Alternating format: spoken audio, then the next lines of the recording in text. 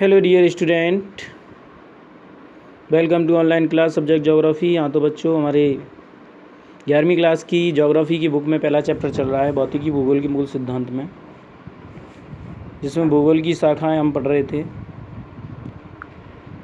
भूगोल की प्रादेशिक उपगमन के आधार पर शाखाएं निम्न हैं। प्रादेशिक अध्ययन और क्षेत्रीय अध्ययन के आधार पर देखें तो स्थूल प्रादेशिक अध्ययन, मध्य प्रादेशिक, स्थूल का मतलब बहुत बड़े एरिया, मध्य यानी उससे छोटा, और सूक्ष्म यानी सबसे छोटा प्रादेशिक अध्ययन। दूसरा, प्रादेशिक विकास करने वाली व्याख्या, प्रादेशिक विश्लेषण, प्रदेशों का विश्लेषण, प्रादेशिक योजना, प्रदेशों की योजनाएं, जिसमें देश या ग्रामीण योजना और शहरी योजना। तो ये भूगोल की उपगमन के आधार पर शाखाएं हैं। इसके बाद में हम बात करेंगे भौतिक भूगोल के महत्व की। तो देखिए बच्चों, भौतिक भूगोल के महत्व के बारे में हम बात करने जा रहे हैं। भौतिक भूगोल एवं इसका महत्व। पुस्तक का शीर्षक, पुस्तक का जैसा नाम है, भौतिक भूगोल मूल सिद्धांत, और विषय सूची इसके विषय क्षेत्र को प्रतिबिंबित करती है, यानी स्पष्ट करती है, दिखाती है। यहाँ भूगोल की एक शाखा के महत्व को बताना युक्ति संगत होगा। भूगोल ये एक शाखा है और इसके महत्व को बताना युक्ति संगत होगा। भौतिक भूगोल में भूमंडल में भू आकृतियाँ, भूमि की आकृति कैसी है, अलग अलग प्रकार की आकृतियाँ, उनका अध्ययन। प्रवाह, जो जल का प्रवाह है यानी ढाल। उच्चावच यानी पृथ्वी पर पाए जाने वाले ऊंचे नीचे स्थान। इसके बाद वायुमंडल में हम इसकी बनावट का अध्ययन करते हैं, संरचना का, इसके तत्व एवं मौसम तथा जलवायु का अध्ययन किया जाता है। तापक्रम यानी तापमान, वायुदाब, वायु, वर्षा, जलवायु के प्रकार आदि का अध्ययन इसमें किया जाता है भौतिक भूगोल में। इसके बाद में जलमंडल आता है। जलमंडल में हम समुद्र का अध्ययन करते हैं, सागरों का, झीलों का तथा जल परिमंडल से संबंधित तत्व जितने भी हैं, जहाँ जहाँ जल पाया जाता है, उनका अध्ययन हम जलमंडल के अंतर्गत करते हैं। जैवमंडल में हम जीवों के स्वरूप, मानव तथा बृहत जीव और उनके पोषक प्रक्रम, जैसे कि खाद्य श्रृंखला, भोजन की श्रृंखला है, पारिस्थितिकी प्राचल है, इकोलॉजिकल पैरामीटर्स बोलते हैं, पारिस्थितिकी प्राचल एवं पारिस्थितिकी संतुलन का अध्ययन सम्मिलित होता है। मिट्टियाँ जो हैं मृदा निर्माण प्रक्रिया के माध्यम से निर्मित होती हैं। मिट्टी की प्रक्रिया होती है, उसके आधार पर ही ये निर्माण होता है। तथा वे मूल चट्टान, जलवायु है, जैविक प्रक्रिया हैं, छोटे छोटे जीवों की प्रक्रियाएं एवं कालावधि यानी समय पर निर्भर करती हैं। कालावधि मिट्टियों को परिपक्वता प्रदान करती है, यानी समय जो है मिट्टी को अधिक उपजाऊ बनाता है, परिपक्वता प्रदान करता है। जितनी ज़्यादा पुरानी मिट्टी होगी उतनी ही अधिक उपजाऊ होगी और उतनी ही वह परिपक्व होगी, यानी सक्षम होगी, कहने का मतलब। तथा मृदा पार्श्विका यानी प्रोफाइल्स कहते हैं इसको। पार्श्विक यानी स्तर, मिट्टी में भी छोटे छोटे स्तर पाए जाते हैं अलग अलग प्रकार की, उनके विकास में सहायक होती है। मानव के लिए प्रत्येक तत्व महत्वपूर्ण है। मानव जीवन में रहता है, मानव प्रकृति पर निवास करता है, तो उसके लिए प्रत्येक तत्व महत्वपूर्ण है। भू आकृतियाँ आधार प्रस्तुत करती हैं जिस पर मानव क्रियाएं संपन्न होती हैं। मैदानों का प्रयोग कृषि कार्य के लिए किया जाता है। जो मैदान हैं उनका प्रयोग कृषि कार्य के लिए किया जाता है, जबकि पठारों पर वन एवं खनिज संपदा विकसित की जाती है। पठारों पर क्या, वन तथा खनिज संपदा विकसित की जाती है। पर्वत, चारागाहों, वनों, पर्यटक स्थलों के आधार तथा निम्न क्षेत्रों को जल प्रदान करने वाली, यानी जो निचले स्तर हैं उनको प्रदान करने वाली नदियों के स्रोत होते हैं पर्वत। जलवायु जो है वो हमारे घरों के प्रकार, वस्त्र, भोजन को प्रभावित करती है। जलवायु से ही घरों के अलग अलग प्रकार के होते हैं घर। बर्फीले इलाकों के घर अलग होते हैं। रेगिस्तानी क्षेत्रों के जो घर होते हैं वो अलग होते हैं। मैदानी क्षेत्रों में घर अलग पाए जाते हैं, तो जलवायु के आधार पर। इसके अलावा वस्त्र भोजन भी जलवायु के आधार पर प्रभावित होते हैं कि हमें सर्दी में किस प्रकार के वस्त्र पहनने चाहिए, कैसा भोजन करना चाहिए, गर्मियों में किस प्रकार का करना चाहिए।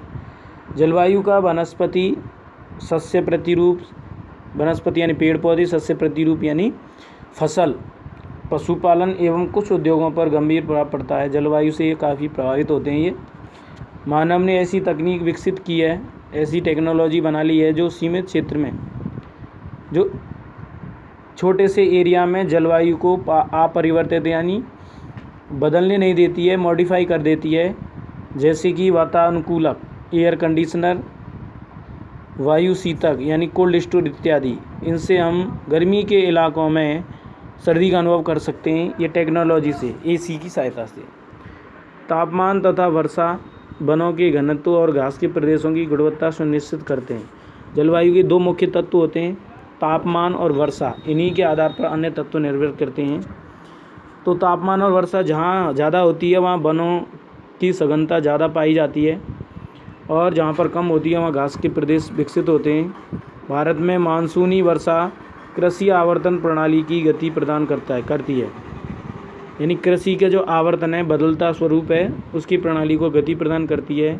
वर्षा भूमिगत जल धारक प्रस्तर, वर्षा जो होती है, जो भूमि में जल को ग्रहण करने का जो स्तर होता है उसको पुनरावेशित कर रिचार्ज करती है। यानी ज़मीन से हम पानी निकालते हैं, खाली हो जाता है, तो वर्षा के द्वारा वह पानी पुनः दोबारा से उसी प्रस्तर में भर जाता है, रिचार्ज हो जाता है करके हम कृषि और घरेलू कार्यों के लिए जल उपलब्धता की संभावना बनाती है वर्षा।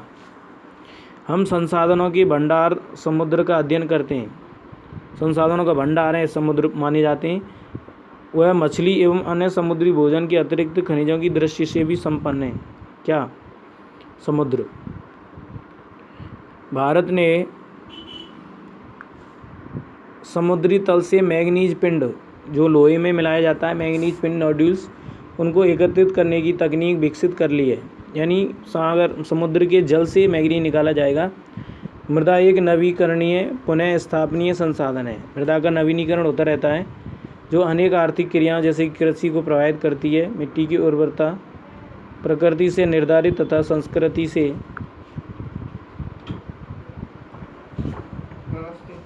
प्रेरित होती है। मृदा पौधों, पशुओं एवं सूक्ष्म जीवाणु के धारक जीवमंडल के लिए आधार प्रदान करती हैं। भौतिक भूगोल प्राकृतिक संसाधनों के मूल्यांकन एवं प्रबंधन से संबंधित विषय के रूप में विकसित हो रहा है।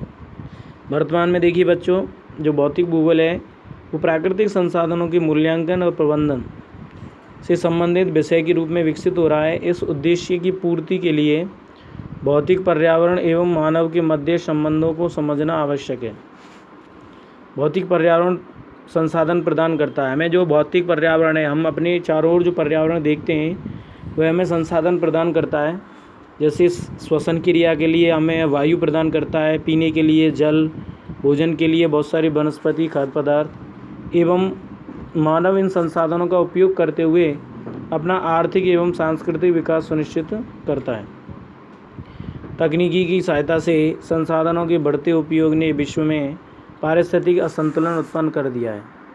कहने का मतलब यह है कि मानव ने जैसे जैसे वैज्ञानिक तरीके से बहुत सारी तकनीक विकसित की हैं, उनकी सहायता से संसाधनों का उपयोग बढ़ गया है, जिससे विश्व में इकोलॉजिकल संतुलन जो है, पारिस्थितिक संतुलन है, वो बिगड़ गया, संतुलन उत्पन्न हो गया है। अतः सतत विकास, सस्टेनेबल डेवलपमेंट, सतर्कतापूर्वक विकास के लिए भौतिक वातावरण का ज्ञान नितांत आवश्यक है। हमें भौतिक पर्यावरण का ज्ञान अवश्य करना चाहिए, जो भौतिक भूगोल का महत्व को रेखांकित करता है। इसके बाद देखिए बच्चों, इस बॉक्स में भूगोल क्या है उसकी परिभाषाएं दी हुई हैं। भूगोल क्या है? भूगोल का उद्देश्य जो है वो धरातल की प्रादेशिक क्षेत्रीय भिन्नता का वर्णन एवं व्याख्या करना है। भूगोल का उद्देश्य क्या है? धरातल की जो प्रादेशिक या क्षेत्रीय भिन्नताएं हैं जो धरातल पर पाई जाती हैं, उनका वर्णन एवं व्याख्या करना है। ये रिचर्ड हॉर्सन महोदय ने ये परिभाषा दी है। दूसरी है अल्फ्रेड हेटनर महोदय ने, उन्होंने परिभाषा दी है कि भूगोल जो है वो धरातल के विभिन्न भागों में कारणात्मक रूप से संबंधित तथ्यों में भिन्नता का अध्ययन करता है। इसके बाद देखिए बच्चों, ये आज पाठ आपका कंप्लीट हो गया है। बाकी के अभ्यास प्रश्न उत्तर देखते हैं अभी। तो देखिए बच्चों, पहला प्रश्न है, निम्नलिखित में से किस विद्वान ने भूगोल शब्द का प्रयोग किया? ये आपको सबको पता होगा। इसका आंसर होगा एरेटोस्थनीज ने। निम्न में से किस लक्षण को भौतिक लक्षण कहा जाता है जो हमें प्रकृति से प्राप्त है? पत्तन मानव ने बनाए, बंदरगाह सड़क मानव ने बनाई है, जल उद्यान मानव ने बनाए। मैदान जो होते हैं वो मानव निर्मित नहीं होते, वो भौतिक लक्षण कहलाता है।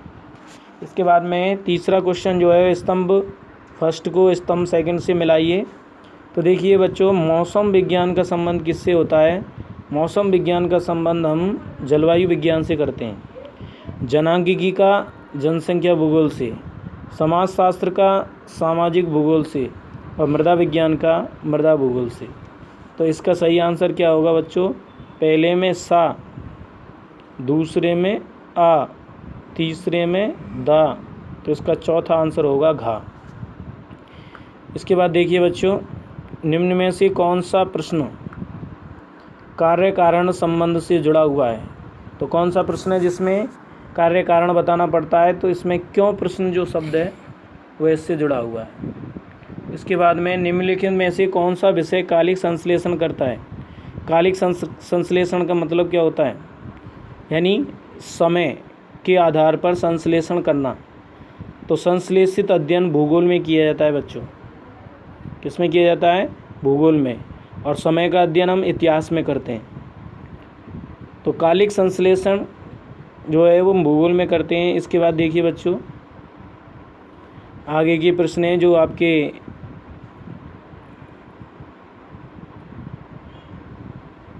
इन सारे क्वेश्चनों के आंसर मैंने आपको नोट्सों में भेज दिए हैं।